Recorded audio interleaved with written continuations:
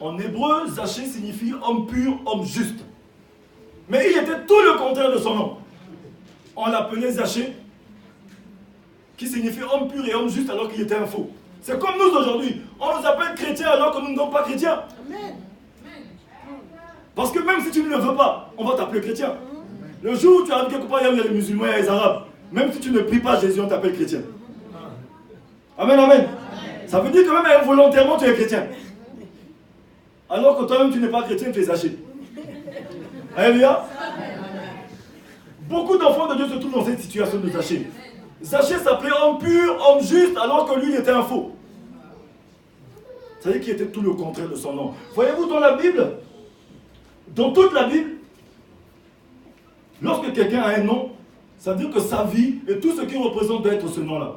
Mais alors que Zachée était le contraire de son nom. Il était juif, mais il vivait à Jéricho, mais il collaborait avec les ennemis des juifs. Voyez-vous un peu comment Zachée vivait? C'est comme nous aujourd'hui. Nous sommes chrétiens, nous servons le Seigneur, mais contre le Seigneur. On nous appelle chrétiens, on vient à l'église. On vient même à l'église. On jeûne, on prie, on passe même à la table du Seigneur. Mais nous faisons tout contre le Seigneur. Nous ne sommes pas différents de Zachée. On nous appelle chrétiens, mais nous ne sommes pas de bons chrétiens. Si Jésus arrive tout de suite, est-ce que parmi nous, qui est sûr qu'il va monter avec Jésus? Alléluia. Amen. Nous sommes tous passés à la table du Seigneur. Est-ce que nous sommes tous qualifiés pour monter avec Jésus? Parce que voyez-vous, l'onction que vous voyez, même l'onction de prier, l'onction de guérir les malades, l'onction de faire quoi que ce soit, n'est pas une condition qualificative pour être enlevé. La seule condition, c'est la sanctification. Amen. Sans la sanctification, nous ne verrons Dieu. Amen. Amen, amen. Tant que tu n'as pas changé ton attitude, tu ne verras pas le Seigneur. Change ton attitude lorsque tu quittes ta mauvaise vie et tu vas dans ta nouvelle vie. Amen, amen. C'est pourquoi la parole de Dieu nous dit de quitter notre ancienne vie, de vivre en nouveauté de vie avec le Seigneur Jésus. Ce matin, je suis venu annoncer à quelqu'un que nous, notre Saint-Valentin, c'est aujourd'hui. Notre Saint-Valentin, c'est que nous devons vivre en nouveauté de vie avec Jésus-Christ. C'est que le salut est venu devant toi aujourd'hui. C'est comme à Zachée. Amen, amen. Ce matin, le salut est venu à toi. Le Seigneur Jésus veut que tu vives en nouveauté de vie avec lui ce matin. Il veut que tu vives en nouveauté de vie avec lui ce matin. Amen, amen.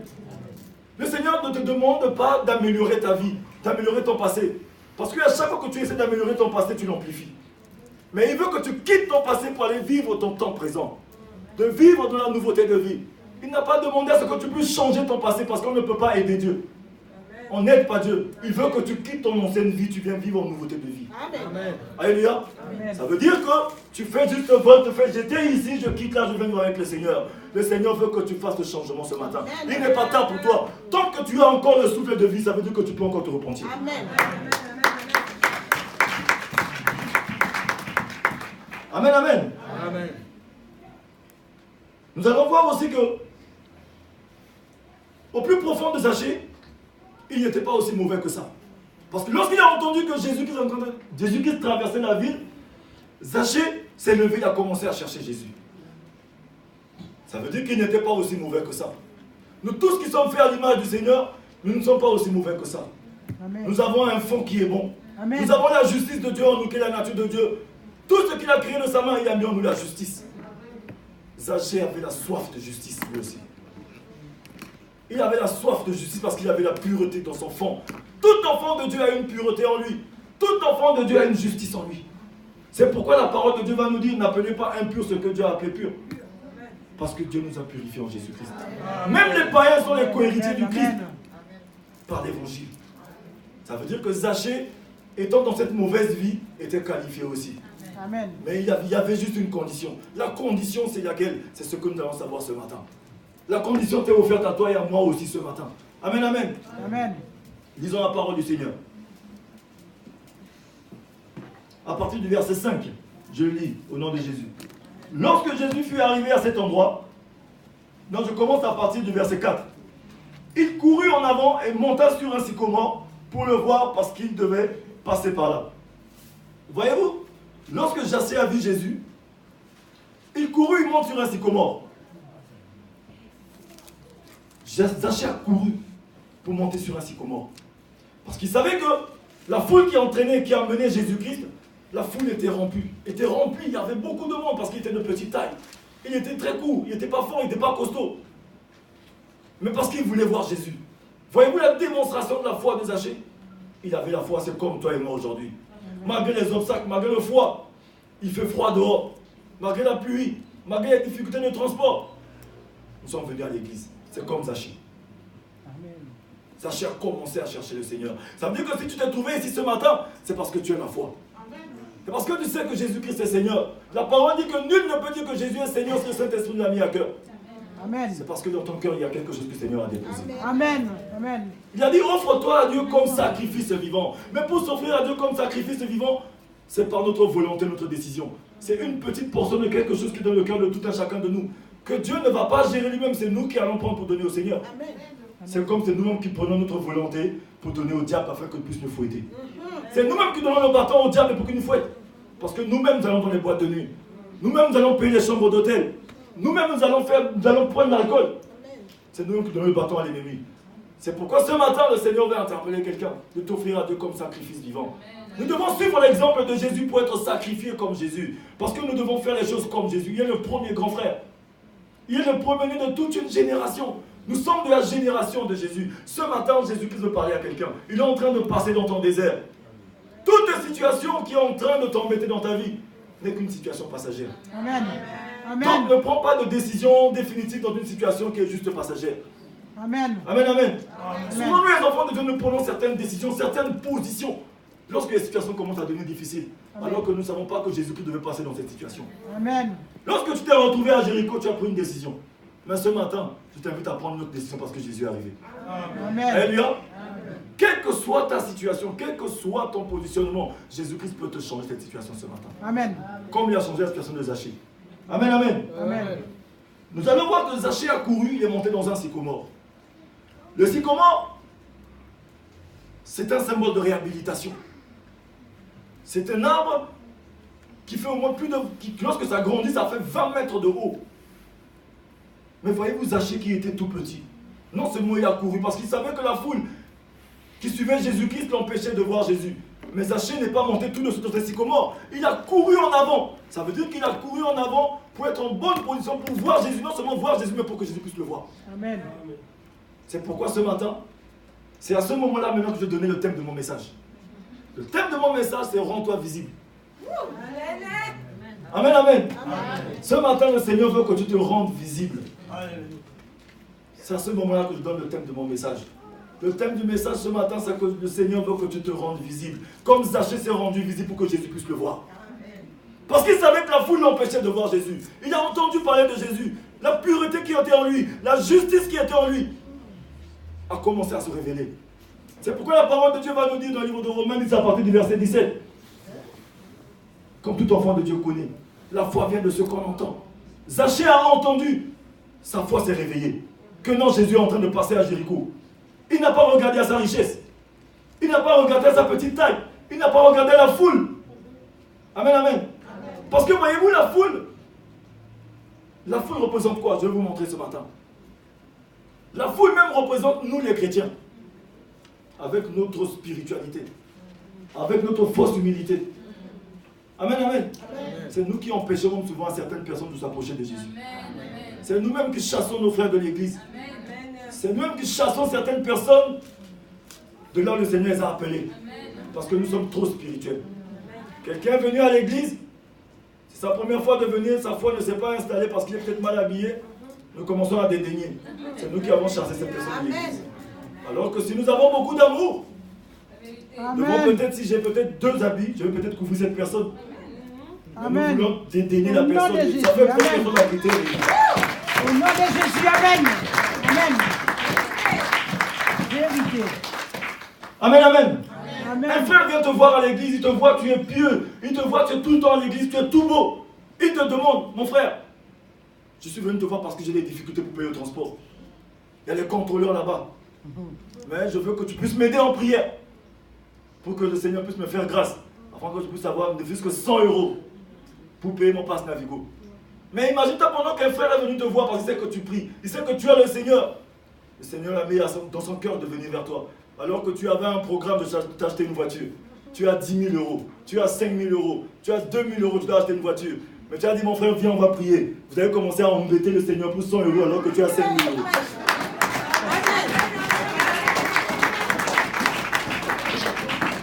Amen, amen. Vous avez commencé à embêter le Seigneur. Seigneur, donne 100 euros à mon frère parce qu'il a payé son titre de transport alors que tu as 5 000. Le Seigneur veut faire quelque chose par toi déjà. Mais toi, tu veux l'envoyer encore au Seigneur. Amen, amen. Amen. Voyez-vous comment la foule, tout ça c'est le mouvement de la foule qui chasse les enfants de Dieu. Et ce frère-là, il va se mettre à prier.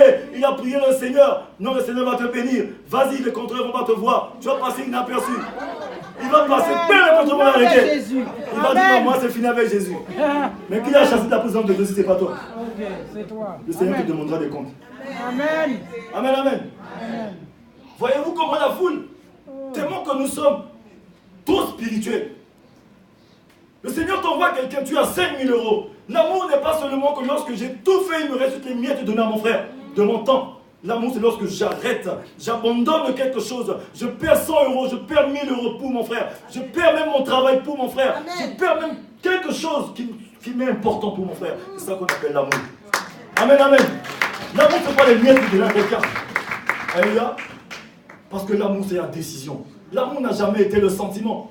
On ne sent pas qu'on aime quelqu'un, on se décide d'aimer quelqu'un. C'est pourquoi même dans le couple, on nous dit que le mariage est une institution divine. On se décide d'aimer. C'est pour le meilleur et pour le pire. Alléluia. J'étais avec ma femme lorsqu'on s'est fiancé, ou avec mon fiancé, ou avec ma fiancée. On s'est connus, on était bien.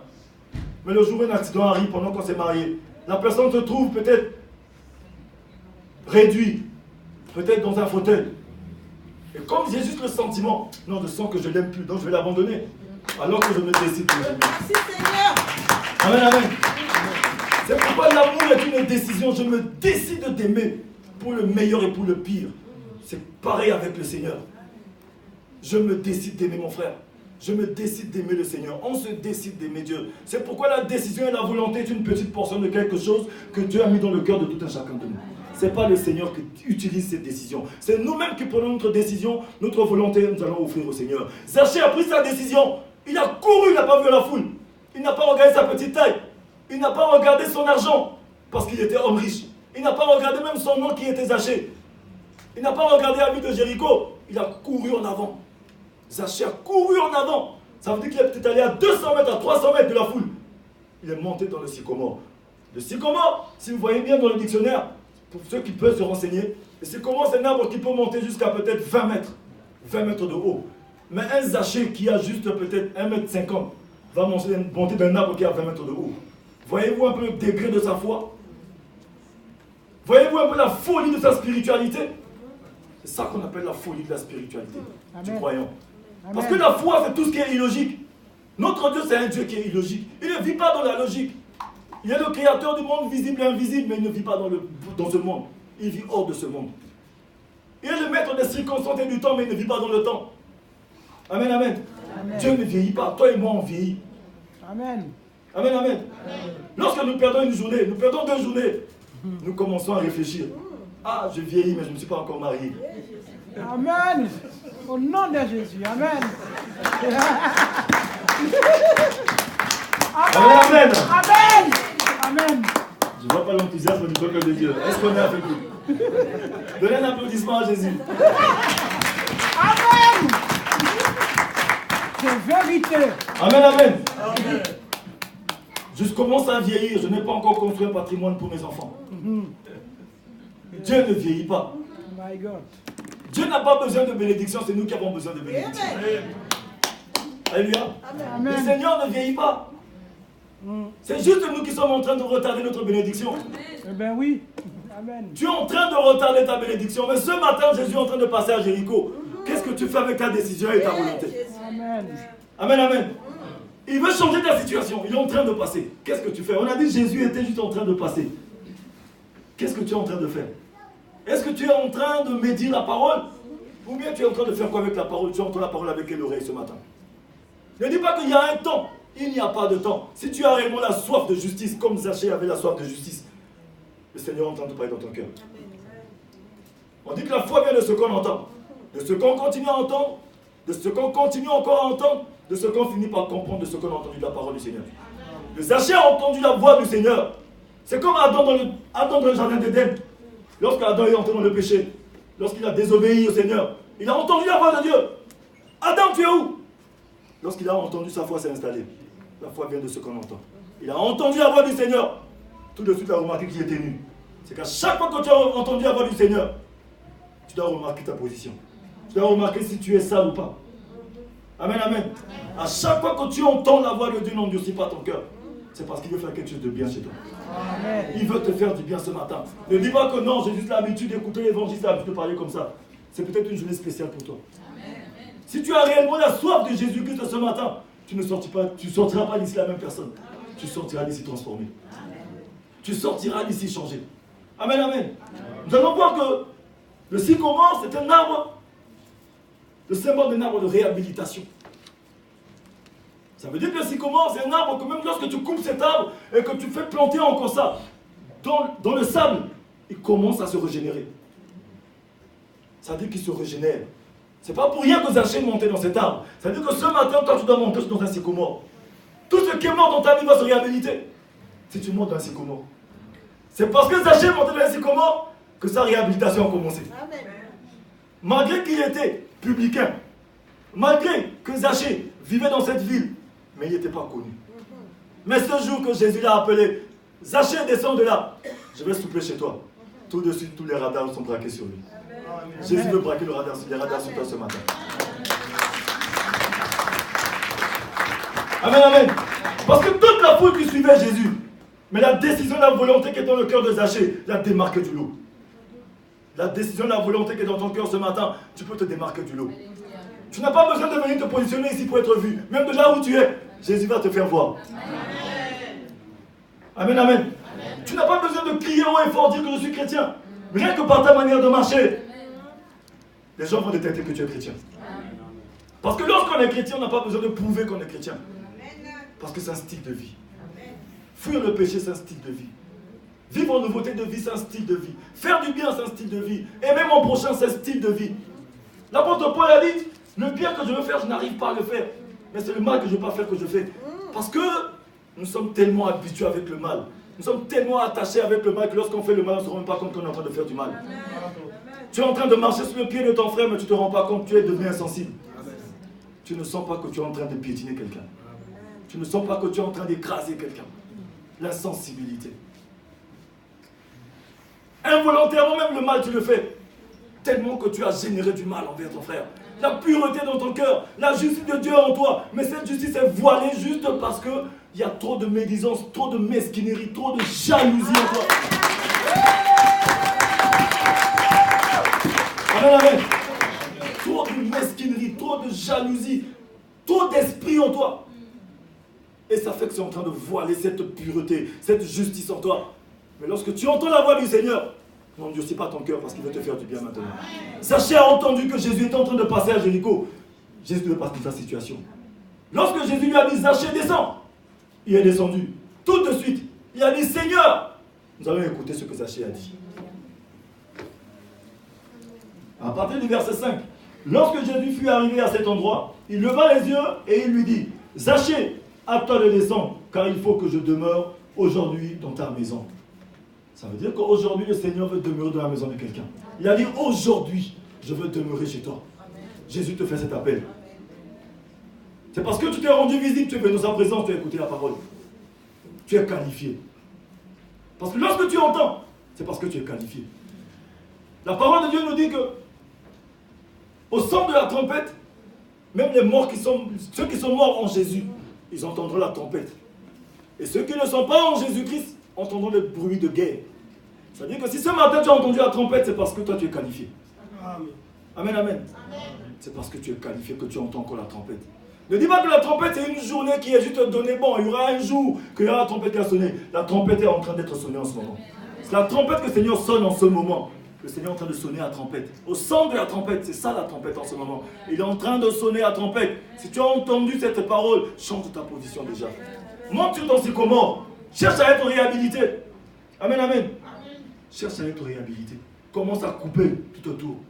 Coupe tout ce qui est autour de toi. Parce que cet arbre, ce sycomore est un arbre de réhabilitation. Lorsqu'on coupe le sycomore, il se réhabilite automatiquement. C'est-à-dire que ce matin, le Seigneur veut que tu montes sur un sycomore. Pour que tu puisses couper tout autour, afin que ça puisse se réhabiliter. Il veut changer ta situation. Amen, amen. Lorsque Zachée a entendu, Zachée se hâta de descendre et reçut avec joie. À cette vue, tous commencent à murmurer. Mais lorsque les gens commencent à murmurer, ce n'est pas ton problème. Parce que c'est ça les gens. Tu ne vis pas pour les gens, tu vis pour le Seigneur. Nous ne vivons pas pour le public des gens. Le public que nous avons sur Facebook, nous avons 5000 amis sur Facebook. Mais nous ne vivons pas pour ce public-là, nous vivons pour le Seigneur. Amen, amen. On ne vit pas pour les gens, on vit pour un seul public, c'est Jésus. Les gens peuvent murmurer. Soit tu deviens ami avec tout le monde et ennemi de Dieu, et tu perds ton âme. Parce que tu dois faire plaisir à ton mari, tu fais plaisir à ta femme, tu fais plaisir à ton père, faire plaisir à ta mère, faire plaisir à ton pasteur, et tu perdras ton éternité. Amen, amen. La parole de Dieu nous dit que même lorsque le mari et la femme, les deux seront dans un même lit, il y en aura un qui sera enlevé. L'autre va rester. Amen, amen. Le Seigneur est en train de sonner à trompette ce matin pour toi qui entends la parole. N'endurcis pas ton cœur. Il sait qu'il y a quelque chose en toi que tu dois abandonner ce matin. Il sait qu'il y a quelque chose que tu dois laisser tomber ce matin. Ne dis pas que c'est le hasard. Le hasard n'existe pas avec le Seigneur. Ce matin, le Seigneur est en train de parler à quelqu'un sérieusement. Quelqu'un qui vit encore dans la haine, dans la jalousie, dans les mesquineries, dans la fausseté, dans la fourberie, dans l'hypocrisie. Quelqu'un qui vit encore dans le péché, dans l'adultère. Amen, amen. On lira un passage, Éphésiens 5.